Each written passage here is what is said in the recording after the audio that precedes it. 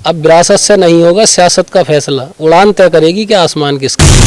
जब जनता के बीच आप नहीं पहुंचोगे तो जनता ने उन्हें बुरे तरीके से नकार दिया है। दोनों दादा पोता, उनका काम है सिर्फ और सिर्फ सियासत। समाजवादी पार्टी का गढ़ है, वो भी गढ़ था, वो गया। अरे यहाँ के विधायक भी समाजवादी पार्टी के हैं, सांसद भी समाजवादी पार्टी के हैं, तो कैसे गया है? कब्जा उनका नहीं है, कब्जा वोटर का होता है हमेशा, जिसे वोटर वोट डालता तभी तो मौजूद है वहाँ। वो उस टाइम पे परिस्थिति थी, चुन लिया, लेकिन अब कोई भी नहीं चुनने के लिए तो उन्हें तैयार है, क्योंकि वो अपने घर से निकलने के लिए ही तैयार नहीं। आपने देखा देश महंगाई के मुद्दे पे, बताइए कौन बोल रहा है? सिर्फ और सिर्फ असदुद्दीन ओवैसी से अलावा कौन बोल रहा है महंगाई पे? क्या वो हमारे लिए बोल रहे हैं? भाई जीएसटी पे अगर वो हटेगी तो सबको फायदा होगा ना। वो हमेशा सबकी बात करते हैं, हमेशा देश के हित की बात करते हैं। कहते हैं उनकी सुनता कौन, अकेले तो बोलते रहते हैं। सब सुनते हैं, जो उनका विरोध करते हैं वो सबसे ज्यादा सुनते हैं। वो सबसे ज्यादा सुनते हैं कि आज ये क्या बोलेंगे। दिल में हर किसी के रहता है कि यार लीडर तो वाकई ये है, सच्चाई में, ईमानदारी में, हर चीज में, काबिलियत में हर आदमी मानता, लेकिन कहीं ना कहीं मजबूर है। वो सब मजबूरी खत्म हो जाएंगी इंशाल्लाह। आप देखना नगर निकाय चुनाव में इसका रिजल्ट बहुत अच्छा है। 2014 के पहले देखा होगा, कुछ फोटो वायरल हो रहे थे, सर पे सिलेंडर लेके लोग घूम रहे थे। क्या कहेंगे उनके बारे में? 8 साल आज तो उन्हें नजर से कम दिखाई दे रहा है, कानों से कम सुनाई दे रहा है, उनके ये हालात हैं। उस टाइम तो ये सड़कों पे इस तरह से नाचते थे, बहुत उस टाइम 346 रुपए का सिलेंडर था, तो इन्हें बहुत महंगा लगता था। आज 1100 रुपए का इन्हें सस्ता लगता है।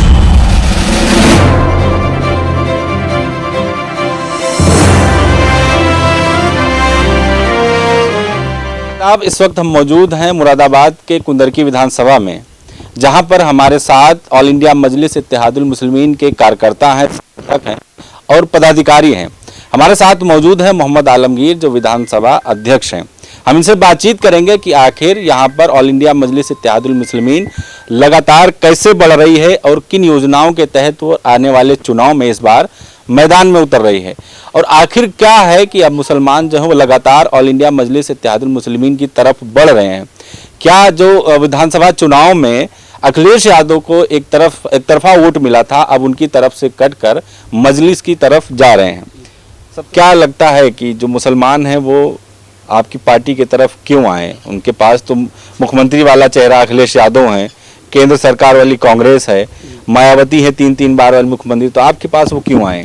देखिए, यहाँ जो हमारा 70 साल से मुस्लिम वोट को जो बेवा का माल समझकर लूटा गया है, सपा, बसपा, कांग्रेस, इन लोगों ने जो एक मुस्लिम लीडरशिप को जो है कमज़ोर किया है और बहुत ही बुरे हालात ये कर दिए हैं। यहाँ एक गरीब तबके के क्या वोट लिया है ना, बहला फुसला वोट लिया और बाद में लाके एक यतीम की तरह ना रास्ते पे छोड़ दिया। राशन तो दिया ना? राशन दिया, कहाँ दिया? 2 साल से राशन दे रहे हैं, फिर 2 साल से आप तिरंगा भी तो बेच रहे हैं राशन डीलर।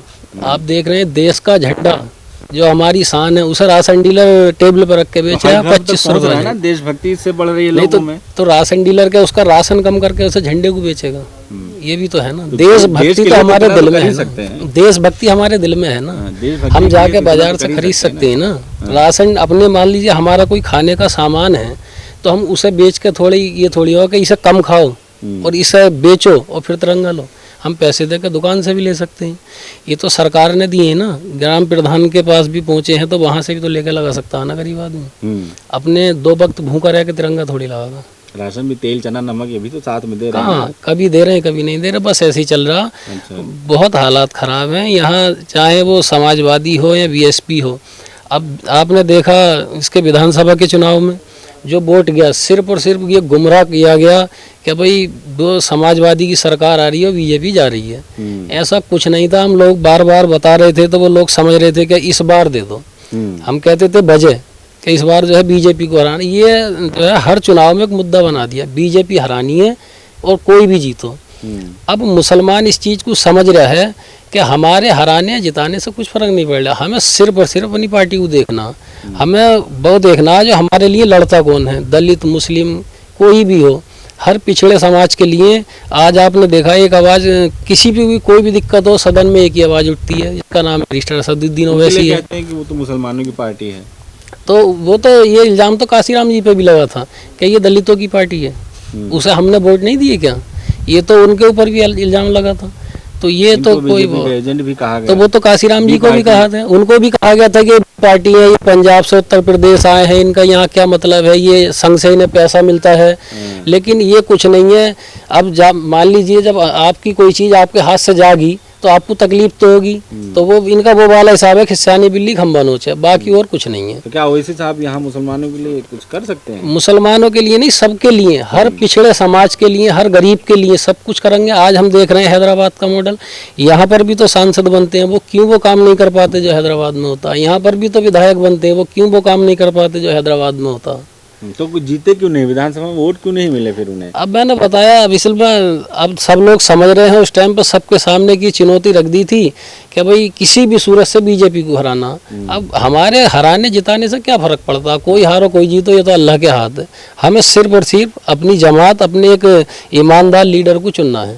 देश में जो हिंदू मुस्लिम की राजनीति चल रही है, इसको कैसे फिर रोकेंगे आप लोग? देखिए हमारे साथ क्या हमने हिंदुओं को टिकट नहीं दिए क्या भाई? यहाँ जो 95 सीटें MIM पार्टी लड़ी चलती है, तो 80-20 में फिर हमें 20 को क्यों मिलाते हैं? 80 पे चुनाव लड़े ना, ये भी तो है। क्या हम समाजवादी को वोट नहीं करते? उसके राष्ट्रीय अध्यक्ष का मुलायम सिंह यादव जी जो थे, क्या वो मुसलमान थे क्या? बहन कुमारी मायावती को हम वोट नहीं करते क्या? बीजेपी को अब भी 8% मुस्लिम वोट गया। क्यों हट गए? देखिए जब उन्होंने आज तक हमारे लिए कोई काम नहीं किया तो फिर क्या करेंगे हम? आज जो आपने यहाँ देख रहे हो इस क्षेत्र के इतने बदतर हालात हैं, इतने हालात खराब हैं कि बहुत ज़्यादा।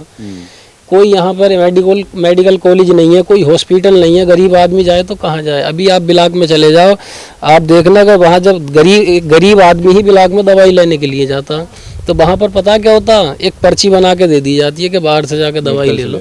जब वो मेडिकल से दवाई लेगा तो बिलाक क्यों, बाहर डॉक्टर से ही ले लेगा। फिर यहाँ पर नगर निकाय के चुनाव होने वाले हैं, उसका क्या माहौल है, क्या होना चाहिए? इंशाअल्लाह आप देखना नगर निकाय के चुनाव में हमारी बहुत ज़बरदस्त तैयारी है।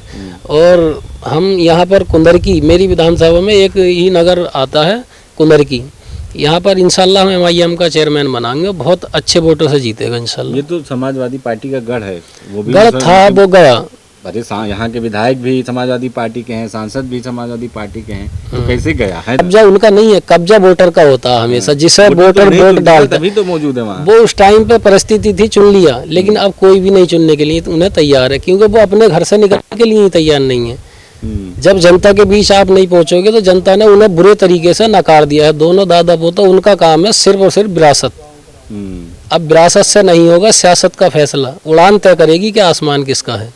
और अब जो GST लग गई है सारी चीजों पर, महंगाई आपको लग रहा है देश में है महंगाई? आपने देखा देश महंगाई के मुद्दे पे, बताइए कौन बोल रहा है? सिर्फ और सिर्फ असदुद्दीन ओवैसी से अलावा कौन बोल रहा है महंगाई पे? क्या वो हमारे लिए बोल रहे हैं?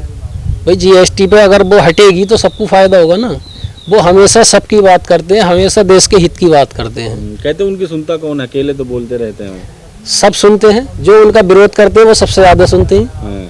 वो सबसे ज्यादा सुनते हैं कि आज ये क्या बोलेंगे।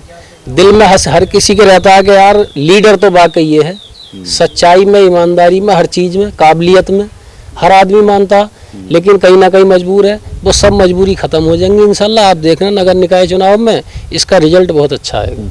2014 के पहले देखा होगा, कुछ फोटो वायरल हो रहे थे, सर पे सिलेंडर लेके लोग घूम रहे थे, क्या कहेंगे उनके बारे में? 8 साल आज तो उन्हें नजर से कम दिखाई दे रहा है, कानों से कम सुनाई दे रहा है, उनके ये हालात हैं। उस टाइम तो ये सड़कों पे इस तरह से नाचते थे, बहुत उस टाइम 346 रुपए का सिलेंडर था तो इन्हें बहुत महंगा लगता था, आज 1100 रुपए का इन्हें सस्ता लगता है।